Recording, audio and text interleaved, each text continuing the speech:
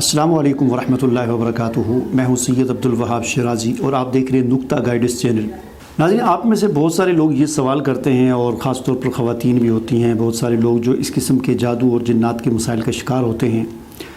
اور جب وہ اپنا مسئلہ سناتے ہیں ظاہر بات ہے بڑی ان کو تکلیف میں اور کرب میں وہ زندگی گزار رہے ہوتے ہیں، تو پھر بڑا وہ رو کے کہتے ہیں کہ ہمارا قصور کیا ہے، ہم سے کیا غلطی ہوئی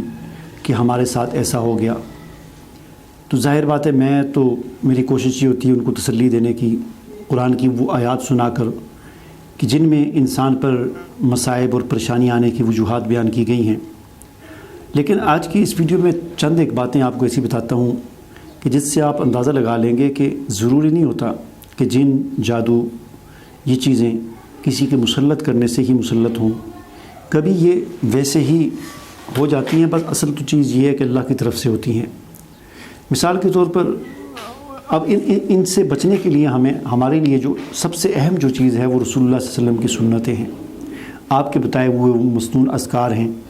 کہ جن کو اختیار کر کے معمولی سنتیں ہیں، بظاہر چھوٹی چھوٹی سنتیں ہیں، کوئی مشکل بھی نہیں ہے، اور لیکن ان کے پیچھے اتنی بڑی حکمت ہے کہ ہم اتنے بڑے بڑے مسائل سے اپنے آپ کو بچا سکتے ہیں۔ مثال کے طور پر رسول اللہ صلی اللہ علیہ وسلم نے فرمایا کہ جب تمہیں جماعی آیت لا حول ولا قوت الا باللہ کہو، بخاری شریف کی حدیث ہے، جب تمہیں جماعی آیت لا حول ولا قوت الا باللہ کہو، اور جب تمہیں چھینک آئے تو الحمدللہ کہو۔ اب محدثین نے، مفسرین یا علماء امت، محدثین احادیث کے جو شارحین ہیں، انہوں نے یہ بات لکھی ہے اس حدیث کے حوالے سے کہ جس وقت آدمی کو جماعی آتی ہے تو اس وقت جنات، شیاطین وغیرہ انسان پر مسلط ہونے کی کوشش کر رہے ہوتے ہیں یا مسلط ہو رہے ہوتے ہیں۔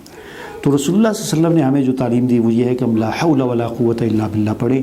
جب ہم یہ پڑھتے ہیں تو وہ جسم میں داخل ہو رہے تھے اس وقت تو پھر جل جاتے ہیں،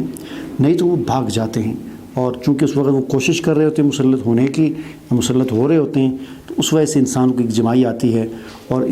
ہمیں حکم یہ ہے کہ اس وقت لا حول ولا قوت الا باللہ کہیں۔ پیچھے ایک ویڈیو میں نے یہ بات آپ کو بتائی ہے کہ حضور علیہ السلام کی یہ بھی سنت ہے کہ جب جماعی آئے تو ہم الٹا کر کے اپنے منہ پر یہ بایاں ہاتھ جو ہے یہ رکھیں۔ اس میں بھی یہی حکمت ہے کہ اس وقت جب جماعی آ رہی ہوتی ہے اس وقت شیطان مسلط ہونے کی کوشش کر رہے ہوتے ہیں، تو اگر منہ آدمی کا کھلا ہو تو اندر داخل ہو جاتے ہیں اور اس طرح پھر انسان کو تکلیف دیتے ہیں۔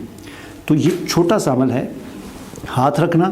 اور لا حول ولا قوت الا باللہ پڑھنا۔ اسی طرح آپ نے فرمایا کہ جب چھینک آئے تو الحمدللہ کہو۔ اس کے بارے میں علماء یہ فرماتے ہیں کہ جب چھینک آتی ہے تو اس بات کی علامت ہوتی ہے کہ شیطان جو ہے، جنات جو ہے وہ انسان کو چھوڑ کر بھاگ رہے ہیں، تو اس پر ہمیں یہ حکم ہے کہ ہم اللہ کا شکر ادا کرتے ہوئے الحمدللہ کہیں۔ اب یہاں پر ایک اور بات بھی آپ کو سمجھانا نہایت ضروری ہے،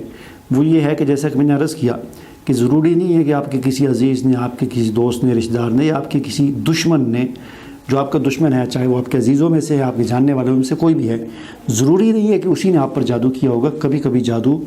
جو ہے وہ ویسے ہی بھی مسلط ہو جاتا ہے، آدمی ویسے ہی جادو کا شکار ہو جاتا ہے۔ اس کی مثال ایسے ہے جیسے کبھی تو انسان کو دشمن قتل کرتا ہے، گولی مارتا ہے، اور کبھی کبھی آدمی ویسے بھی قتل ہو سکتا ہے، اچانک چھت سے گر گیا، اچانک گاڑی کے نیچے آ گیا، ابھی کسی نے تو نہیں کیا نا، یہ تو حادثاتی طور پر ہو گیا۔ تو بالکل ایسے ہی جادو بھی کبھی انسان کو حادثاتی طور پر لگ جاتا ہے۔ آپ سوال پیدا ہوگا آپ کے ذہن میں کہ جادو کیسے حادثاتی طور پر لگ جاتا ہے؟ تو وہ ایسا لگتا ہے کہ یہ جو جادوگر ہوتے ہیں، جب لوگ ان کے پاس جاتے ہیں نا، کسی کے پر جادو ہوا ہے تو جادو کا علاج کروانے کے لیے جب یہ جادوگر کے پاس جاتے ہیں، تو اب وہ جادوگر جب جادو کا علاج کرتا ہے، ان کے علاج کے مختلف طریقے ہوتے ہیں۔ ان میں سے ایک طریقہ ان کا یہ ہوتا ہے، وہ کہتے ہیں آپ جو ہے نا کالا بکرا لاؤ یا کوا لاؤ یا فلاں چیز لاؤ، اس قسم کی چیزیں مانگتے ہیں، الو لاؤ۔ تو وہ پھر کیا کرتے ہیں، اس پر وہ جادو کا کوئی منتر شنتر پڑھ کے کرتے ہیں، اور اس کی گردن کاٹ کے یا اس کی سری دے دیتے ہیں یا اس کا دھڑ دے دیتے ہیں، اس کو کہتے ہیں کہ اس کو جا کر کسی ایسی جگہ پر پھینک دو جہاں سے لوگ گزرتے ہوں، کسی راستے میں پھینک دو۔ تو اب وہ جا کر مقصد کیا ہوتا ہے کہ جس وقت آپ وہاں پر راستے میں پھینکو گے تو اس کے اوپر سے جو بندہ گزرے گا تو آپ پر جتنا جادو ہے وہ جادو آپ سے نکل کر اس آدمی کے اندر منتقل ہو جائے گا۔ تو یہ جادوگروں کا ایک طریقہ ہوتا ہے ایک آدمی کا علاج کرنے کا۔ تو یہ کیسا علاج ہے کہ آپ نے ایک سے ہٹا کر دوسرے کو لگا دیا۔ تو یہ ان کا طریقہ ہوتا ہے. تو پھر یہ ظاہر بات ہے جس پر تکلیف ہوتی ہے وہ تو پھر اس بات کا اس کو بھی خیال کرنا چاہیے, وہ بھی نہیں خیال کرتا. وہ کہتا ہے یار میری تو جان چھوٹے نا. وہ کوا لا کر دیتا ہے, بکری جو بھی مانگے وہ لا کر دیتا ہے, اس پر منتر کر کے دیتا ہے فلاں جگہ پھینک دو, تو وہ لا کر کسی راستے پہ پھینک دیتا ہے. اب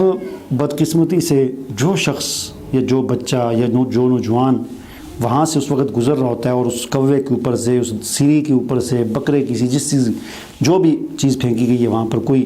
جو ہے وہ برتن پھینکا گیا, اس کے اندر کچھ اس طرح کی چیزیں ہیں, اس کے اوپر سے جو بندہ اس وقت گزر رہا ہوتا ہے تو وہ جادو جو اس بندے کو تھا وہاں سے نکل کر اس کے اندر منتقل ہو جاتا ہے, اور یہ ان بیماریوں کا اور ان مشکلات کا شکار ہو جاتا ہے. اب سوال یہ پیدا ہوتا ہے کہ ہم اس سے کیسے بچیں,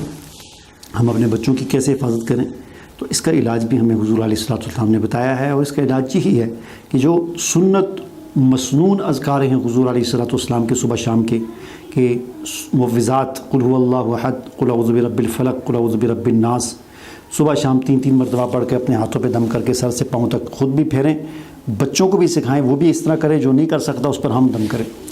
اعوذ بکلمات اللہ التامات من شر ما خلق 3 دفعہ صبح شام.